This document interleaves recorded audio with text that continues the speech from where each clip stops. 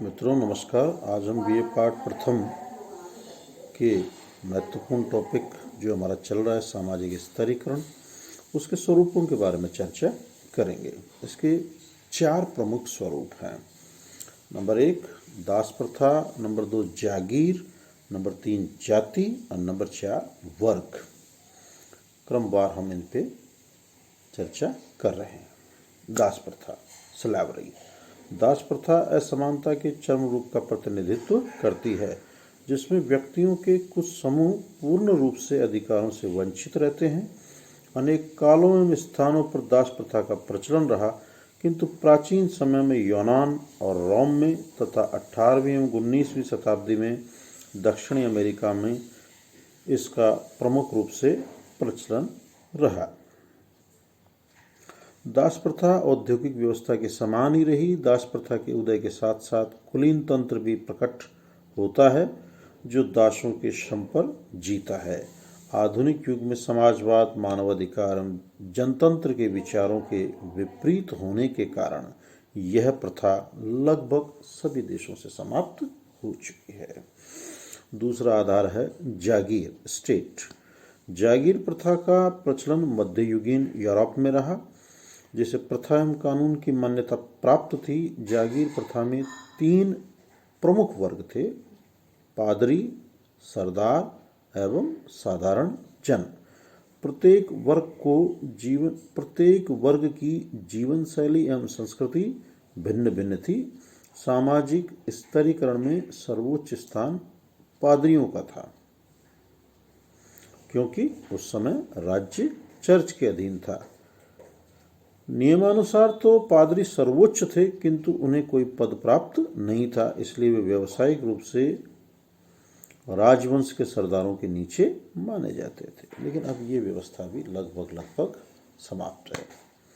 तीसरा प्रमुख आधार है, भारतीय संदर्भों में अगर हम कहें तो जाति।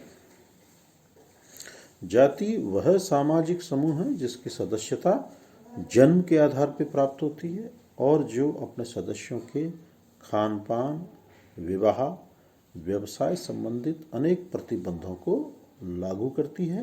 और प्रत्येक जाति की एक जाति पंचायत होती है, जो कि उस जातीय समूह के सदस्यों के संपत्ति संबंधित विवाद, भूमि संबंधित विवाद, विवाह संबंधित विवाद, अन्य अनेक जो विवाद हैं उनका निराकरण करती है। अगर जाति की प्रमुख विशेषताओं की अगर हम चर्चा करें तो जाति की सदस्यता जन्मजात होती है। जाति समाज का खंडात्मक विभाजन करती है। जाति व्यवस्था में उच्चता निम्नता का क्रम पाया जाता है, हायरार्की है। और प्रत्येक जाति एक अंतर्विवाही समूह है, एंडोगेमस। अंतर्विवाही और बहिर्विवाही 2 तरह के समूह होते हैं। अंतर्विवाह में तो व्यक्ति क्या करता है, अपनी ही जाति में विवाह करता है। और बहिर्विवाह में क्या होता है, व्यक्ति अपने समूह से बाहर विवाह करता है। जैसे हम गोत्र बहिर्विवाह करते हैं, सैपिंड बहिर्विवाह करते हैं, गांव बहिर्विवाह करते हैं। ये कुछ हमारे सामाजिक नियम है जिनकी पालना की जाती है। अगली बात है, प्रत्येक जाति का एक वंशानुगत व्यवसाय है। देखो, जाति व्यवस्था की खास बात थी कि व्यक्ति के जन्म के साथ ही आज जो व्यक्ति का सबसे ज़्यादा तनाव है वो है उसके व्यवसाय को लेके। हालांकि जाति व्यवस्था में बहुत सी खामियां थी। यही कारण था कि आज़ादी के बाद हमारे लोकतंत्र में, हमारे संविधान में हमने जाति विहीन समाज की स्थापना की बात की। लेकिन इस जाति व्यवस्था ने सदियों तक व्यक्ति को मानसिक संतोष दिया। किस रूप में? व्यवसाय के रूप में, कि व्यक्ति का व्यवसाय सुनिश्चित था। अगर मेरा जन्म ब्राह्मण कुल में हुआ है तो मुझे पूजा पाठ, पठन पाठन का कार्य करना है। अगर मेरा जन्म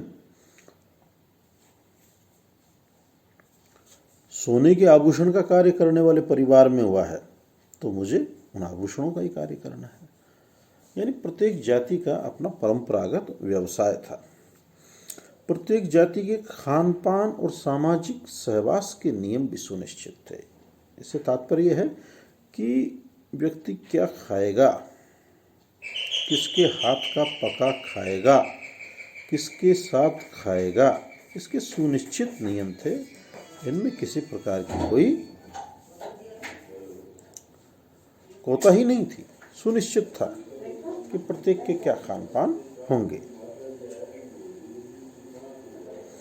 प्रत्येक जाति का एक राजनीतिक स्वरूप था। जैसा मैंने आपको पहले बताया कि पहले न्यायालय, पुलिस, कानून, इसकी तो व्यवस्था थी नहीं। तो उस समय ये कार्य कौन कर रहा था? जाति पंचायत के जो पंच थे, सरपंच थे, प्रधान थे, वो उस जाति के भूमि संबंधित विवाद, पारिवारिक विवाद, संपत्ति संबंधित विवादों का निपटारा कर रहे थे और उनके नियमों की पालना करना जाति के सदस्य के लिए अपरिहार्य था।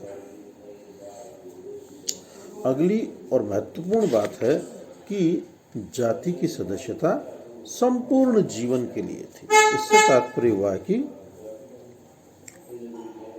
कि जाति लॉन्ग लाइफ है,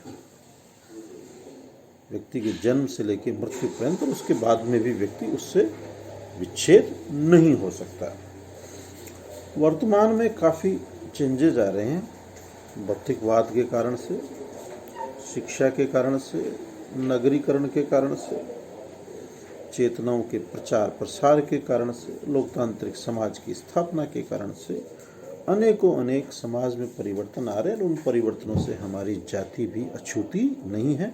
जाति के ढांचे में भी बहुत से परिवर्तन आए हैं। इन सब के बावजूद भी आज भी जाति व्यवस्था के संदर्भ में हम विचार करें तो आज भी जाति जन्म से ही निर्धारित होती है।